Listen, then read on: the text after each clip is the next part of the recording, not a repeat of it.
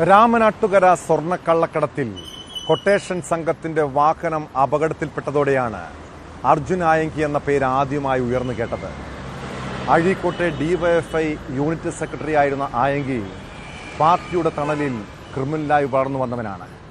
വിവാദങ്ങളും കേസുകളും തുടർക്കഥയായതോടെ ഡിവൈഎഫ്ഐ പുറത്താക്കി. എന്നാൽ സൈബർ സഖാവായി നവമാധ്യമങ്ങളിൽ സജീവമായി. പിന്നീട് പാർട്ടിയെ വെല്ലുവിളിക്കാൻ തുടങ്ങിയതോടെ സഖാക്കളുടെ കണ്ണിൽ കരട്. അതോടെ കേസുകളുടെ പെരുമഴ. ഏറ്റവും ഒടുവിൽ അർജുൻ ആയങ്കിയെ പോലീസ് കരുതൽ തടങ്കലിലാക്കിയിരിക്കുന്നു.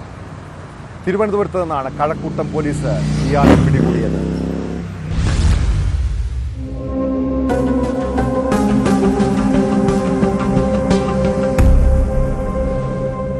ഗുണ്ടാ പട്ടികയിൽ ഉൾപ്പെട്ട SFI നേതാവ് കൂടിയായ കഴക്കൂട്ടം സ്വദേശി ആദർശന്റെ വീട്ടിൽ നിന്നാണ് നിരവധി കേസുകളിൽ പ്രതിയായ അർജുൻ ആയങ്കിയെ പോലീസ് പിടികൂടിയത്. കുളത്തൂരിലുള്ള ക്ഷേത്രത്തിലെ ഉത്സവത്തോടനുബന്ധിച്ച് റൌഡി ലിസ്റ്റിലുള്ള ആദർശന്റെ വീട്ടിൽ പരിശോധനയ്ക്കെത്തിയതാണ് പോലീസ്. ആദർശിനെ കരുതൽ തടങ്കിലെടുക്കുകയായിരുന്നു ലക്ഷ്യം. അതിനിടെ അപ്രതീക്ഷിതമായി അർജുൻ ആയങ്കി പോലീസിന്റെ കണ്ണിൽപ്പെടുകയായിരുന്നു. ഡിവൈഎഫ്ഐ പ്രവർത്തകനായിരുന്ന അർജുൻ ആയങ്കി സ്വർണ്ണക്കടത്ത് കൊട്ടേഷൻ കേസിലെ പ്രതിയായിരുന്നു. കരിപ്പൂർ വിമാനത്താവളം വഴിയുള്ള സ്വർണ്ണക്കടത്ത് കേസുമായി ബന്ധപ്പെട്ട് ഇയാൾ നേരത്തെ അറസ്റ്റിലാവുകയും ചെയ്തിരുന്നു.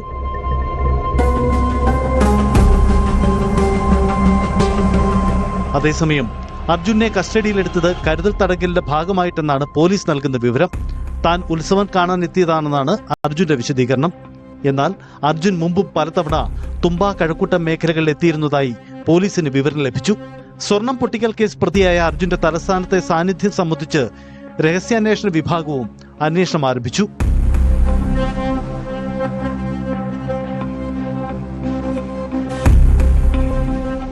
ന്യൂസ് 18 തിരുവനന്തപുരം.